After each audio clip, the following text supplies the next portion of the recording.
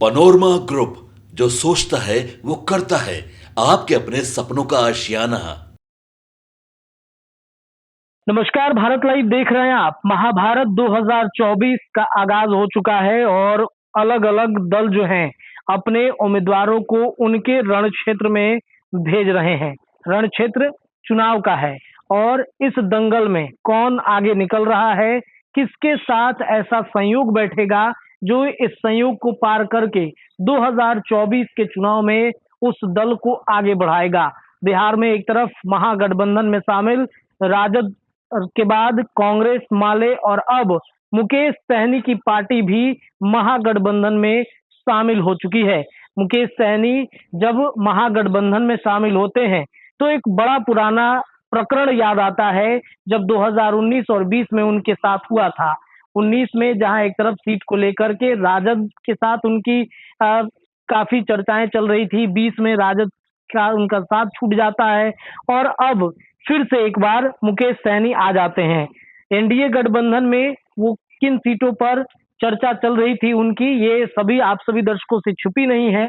NDA गठबंधन में मुकेश सहनी शामिल नहीं हुए, सीट पर बात नहीं बनी, लेकिन मुकेश सहनी को तेजस्वी यादव ने बड़ा मौका दे दिया महागठबंधन में शामिल कराकर। राजद की तरफ से 3 सीट उनको दिए गए हैं, गोपालगंज, झंझारपुर और मोतिहारी। इन 3 सीटों पर मुकेश सहनी लड़ाई लड़ेंगे। लेकिन क्या ये 3 सीटें ही मुकेश सहनी को चाहिए थी या फिर पनोरमा ग्रुप, जो सोचता है वो करता है। आपके अपने सपनों का आशियाना। जो उनका सीट है, चाहे मुजफ्फरपुर हो, दरभंगा हो या फिर अन्य जिस सीटें की चर्चाएं मुकेश सहनी लगातार करते रहते थे, क्या वो सीट चाहिए थी? क्या ये मजबूरी में गठबंधन मुकेश सहनी का हुआ है? महाभारत 2024 में आज इस विषय पर चर्चा करने के लिए बाबा से हम जुड़ चुके हैं। बाबा से चर्चा करते हैं, पूछते हैं कि बाबा क्या मुकेश सहनी को उनकी मनचाही सीटें मिली हैं? देखिए, सूरत में सबसे बड़ी बात यह है कि जब आप कोई भी सामान खरीदने जाते हैं, ऑफर निकला हुआ रहता है जी और ऑफर पर सामान खरीदने जाते हैं, अगर आप टाइम पर नहीं गए तो आपसे पहले भी वहाँ सामान निकल जाता है। जी तो जो बचा हुआ है उसी में आपको संतुष्टि करनी पड़ती है और हो सकता है कि मतलब सस्ता मिल रहा हो, इसके चलते आप कुछ भी खरीद लेते हैं। जी जी जी बिल्कुल इसी अंदाज में सब कुछ हुआ है। तेजस्वी यादव ने स्पष्ट कर दिया है कि चूंकि हम लोगों का गठबंधन हो चुका था, जी हम लोगों में सीट शेयरिंग हो चुका था, लेकिन जी। चूंकि मुकेश भाई ने लाना बहुत जरूरी था, इसलिए जी। जो हमारे पास बचा हुआ है हम उसी में से उनका हिस्सेदारी कर सकते हैं। और बिल्कुल हिस्सेदारी में भी आपको पता ही है, हिस्सेदारी में उनको, आपको याद होगा कि मैं बार बार ये बात कह रहा था कि 26 सीटें जो राष्ट्रीय जनता दल ने रखा है उसके पीछे 2 लोगों का इंतजार हो रहा है। एक तो पशुपति कुमार पारस का और दूसरा मुकेश सहनी का। अभी दोनों का इंतजार जो चल रहा था, उस इंतजार में एक बात तो साफ थी कि जो भी सीटें होंगी वो इन्हीं लोगों में बांटी जाएगी। लेकिन इन सारी बातों के साथ साथ अब जो आप बता रहे हैं कि इनकी मनचाही सीटें मिली कि नहीं मिली, आपने शुरुआत में यही बताया कि किस तरह के संबंध रिश्ते रहे हैं। ये लालू प्रसाद का आप कहिए कि लालू प्रसाद की राजनीतिक सूझबूझ है कि उन्होंने इस पूरे मैंने घटनाक्रम को, या कहा जाए कि मैंने तेजस्वी यादव और सहनी के विवाद का जो झमेला था, मुकेश सहनी के विवाद को, है ना बाबा? हाँ, इसमें पहल करके और दोनों के बीच में सुलह करा दिया जी। इसका फायदा आपको बता रहे हैं कि याद कीजिए आप 2020 में अगर ये साथ हुए रहते तो इनकी 5 सीटें और जीतन राम मांझी की इनकी 4 और जीतन राम मांझी की 4 सीटें अगर मिल गई होती तो उस समय सरकार में तेजस्वी यादव होते और बिहार के मुख्यमंत्री होते। लेकिन ये नहीं हुआ।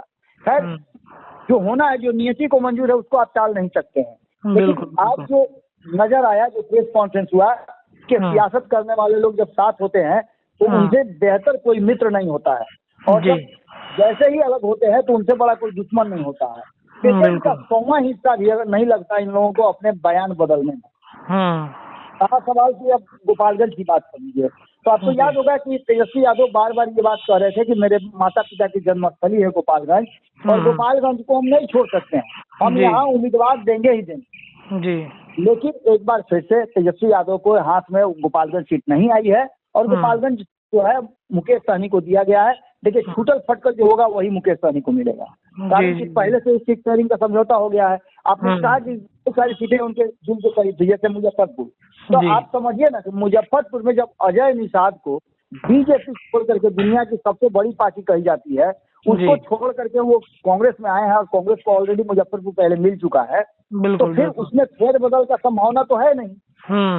दूसरा सबसे महत्वपूर्ण चीज कि लालू प्रसाद के स्ट्रेटजी में नीतीश कुमार को घेरना है, न कि भारतीय जनता पार्टी का।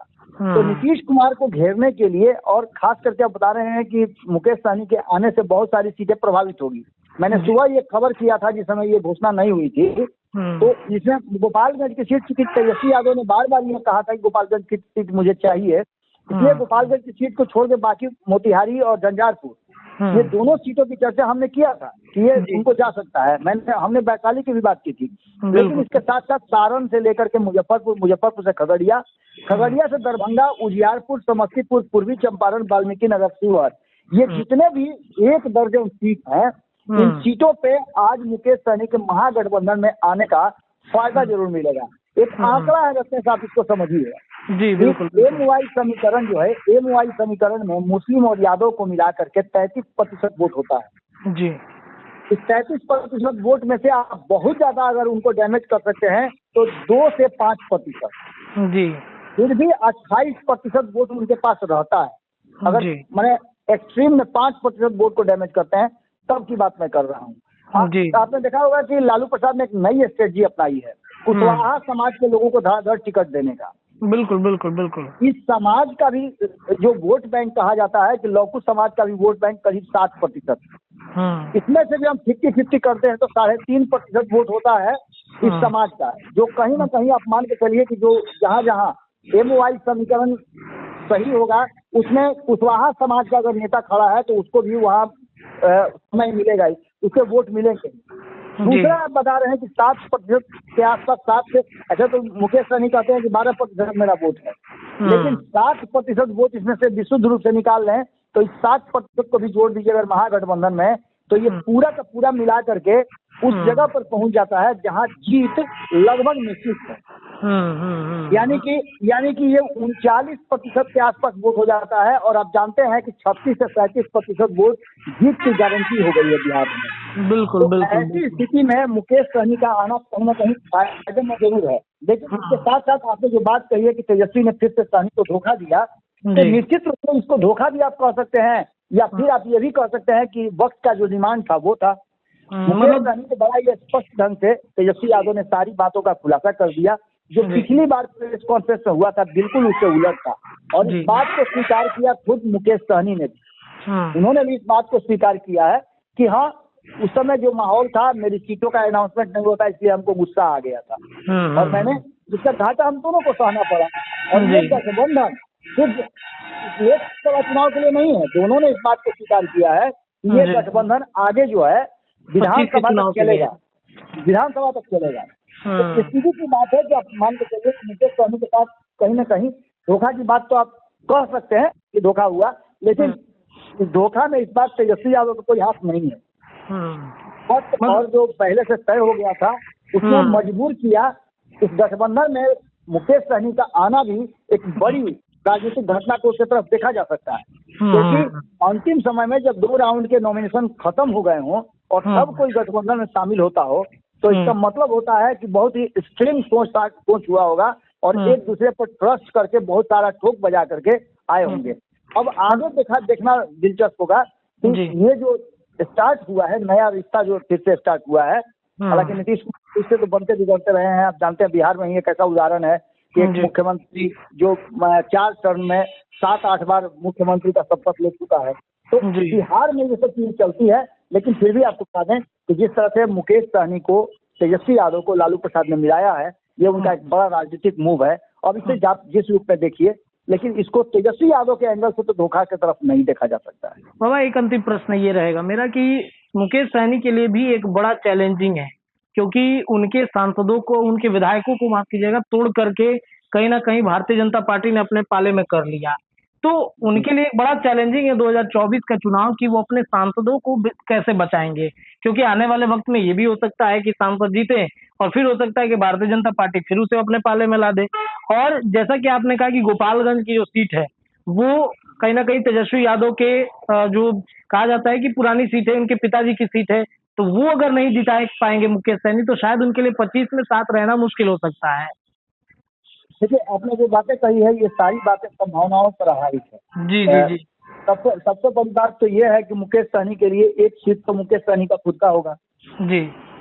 दूसरा जो झंझारपुर की सीट पर संभावित है कि वो खुद ही लड़ेंगे। बाकी बात करें मोतिहारी की, तो मोतिहारी में कौन सा कैंडिडेट वो देंगे, कई नाम सामने आ रहे हैं, जिसमें राजेश कुशवाहा से लेकर के बहुत सारे नाम आ रहे हैं। उसमें भी कुशवाहा समाज को लेकर के बहुत ज्यादा चल रहा है क्योंकि वहाँ कुशवाहा समाज की संख्या अच्छी खासी है, तो वहाँ पर सहनी समाज के लोग भी, मिठास समाज के लोग भी अच्छी खासी संख्या में है।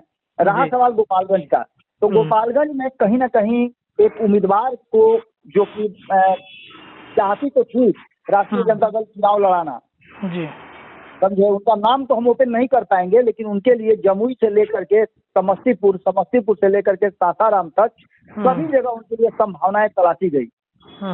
और अपने जिस समाज से वो आते हैं, जिस दलित समाज से, महादलित समाज से आते हैं, उस समाज का वोट बैंक जो है अगर वो जुड़ जाता है इस महागठबंधन में, तो मान के चलिए कि बड़ी कड़ी टक्कर हो जाएगी। तो ये संभावनाएं किस तरफ जा रही हैं, लेकिन गोपालगंज की सीट के लिए एक मजबूत उम्मीदवार कहीं ना कहीं खोज करके जरूर देना होगा। अब इसके लिए दोनों को प्रयास करना होगा, राष्ट्रीय जनता दल को भी और मुकेश सहनी को भी। हाँ, बाकी एक झंझारपुर में आपको पता ही है कि वो लड़ रहे हैं चुनाव, और मोतिहारी के लिए संभावित है कि जो राजेश कुशवाहा है वो पहले से ही उसका संभावित उम्मीदवार थे राष्ट्रीय जनता दल के। तो इन सारी संभावनाओं को जोड़ घटाव करके ये बात आप कह सकते हैं कि अभी वर्तमान परिस्थिति में जो धोखा वाली बात है वो तो नजर नहीं आ रही है दूर दूर तक, लेकिन चुनाव के बाद क्या होगा ये तो कोई नहीं कह सकता है। जी बिल्कुल। चलिए देखिए, तो मुकेश सहनी के साथ तेजस्वी यादव ने कैसे धोखा किया है। हालांकि ये जल्दबाजी है कहना, मुकेश सहनी सब कुछ गठबंधन के तहत आए हैं, जो गठबंधन धर्म होता है उस धर्म के तहत आए हैं। क्या होता है आगे, इस पर हमारी लगातार निगाहें हैं, चर्चाएं बाबा के साथ जुड़कर हम हमेशा करते रहेंगे। फिलहाल के लिए इतना ही। जुड़े रहिए भारत लाइव के साथ। धन्यवाद। पनोरमा ग्रुप, जो सोचता है वो करता है। अगर ये वीडियो पसंद आई और वह बिहार के राजनीति और बिहारियत से सरोकार रखेनी तो सब्सक्राइब बटन दबा के चैनल के सब्सक्राइब कर ली। ओजे एगो घंटी बा, ओकरा बटन दबा देला से कुल सटीक और मारक खबर रुआ मुफ्त में मिल जाई। अगर रुआ पत्रकारिता के हमनी के नया प्रयोग में सहयोग कर चाहतानी तो ज्वाइन बटन दबा दी। पेटीएम नंबर नोट कर ली 9386816700। धन्यवाद।